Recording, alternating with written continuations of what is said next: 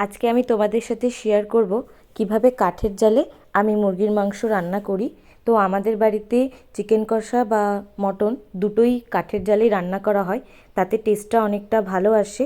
আজকে আমি যেভাবে মুরগির মাংসটা রান্না করব, তোমরা অবশ্যই বাড়িতে একবার ট্রাই করে দেখবে, আশা করি ভালোই হবে।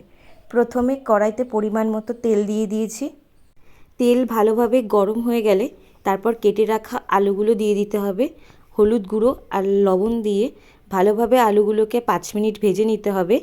আলু ভাজা হয়ে যাওয়ার পরে তারপরে আগে থেকে কেটে রাখা পেঁয়াজগুলো দিয়ে দিলাম।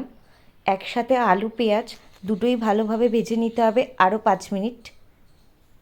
কিছুক্ষণ ভাজার পরে এই আলু পেঁয়াজ ভাজার মধ্যেই আমি দিয়ে দিলাম তেজপাতা আর শুকনো লঙ্কা।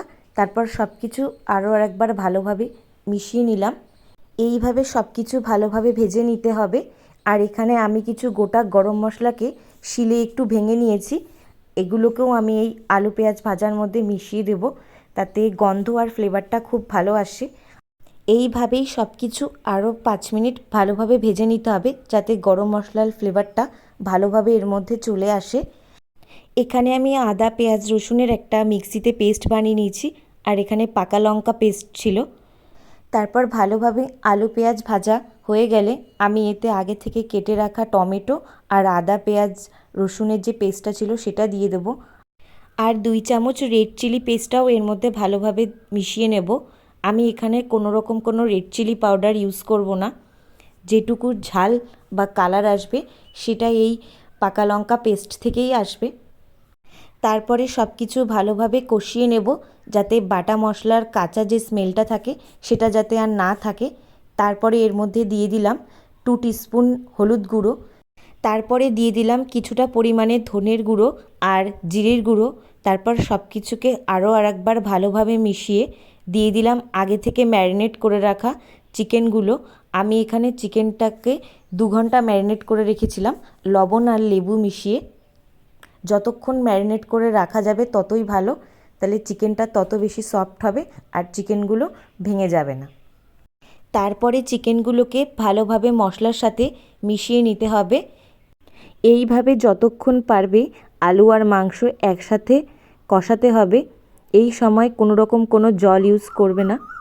আমি এখানে 10 থেকে 15 মিনিট মতো ভালোভাবে চিকেন আর আলুটাকে কষিয়েছি। তারপরে স্বাদ মতো লবণ ইউজ করেছি। তারপর আরও কিছুক্ষণ ভালোভাবে সব কিছু মিশিয়ে নিলাম। আমি এখানে কোনো রেড চিলি পাউডার ইউজ করিনি, তাও কালারটা কতটা সুন্দর এসছে তোমরা দেখতেই পাচ্ছ। তারপর আগে থেকে গরম করে রাখা জল এখানে আমি দিয়ে দিলাম, যেহেতু আমাদের এটা আলু আর চিকেনের ঝোল, সেই জন্য। যদি তোমরা কষা কষা খেতে চাও তাহলে জল ইউজ করবে না, বা অল্প একটু জল ইউজ করে ঢেকে রেখে দিলেই হয়ে যাবে চিকেন কষা। যেহেতু আমার এখানে ঝোলের প্রয়োজন ছিল, তাই জন্য গরম জল ইউজ করেছি। তারপরে ঢাকা দেওয়ার আগে স্বাদ মতো লবণ ইউজ করলাম। ভালোভাবে এই লবণটাকে ঝোলের সাথে মিশিয়ে তারপর ঢাকা দিয়ে রেখে দিয়েছি আরও কিছুক্ষণ। তারপরেই রেডি হয়ে গেছে চিকেন আলু দিয়ে ঝোল। এখানে কালারটা এরকম এসেছে, যেহেতু আমি কোনো রকম চিলি পাউডার ইউজ করিনি। যদি তোমরা আরও লাল লাল করতে চাও কালারটা, তাহলে তোমরা অবশ্যই কাশ্মীরি চিলি পাউডারটা ইউজ করতে পারো। তো আমি এখানে যে সিস্টেমে চিকেন রান্না করলাম, তোমরা একবার বাড়িতে ট্রাই করে দেখতে পারো। খেতে খুবই টেস্ট হয়েছিল। আশা করি তোমাদেরও খুব ভালো লাগবে। নতুন আর একটা ভিডিওতে আবার দেখা হবে। বাই।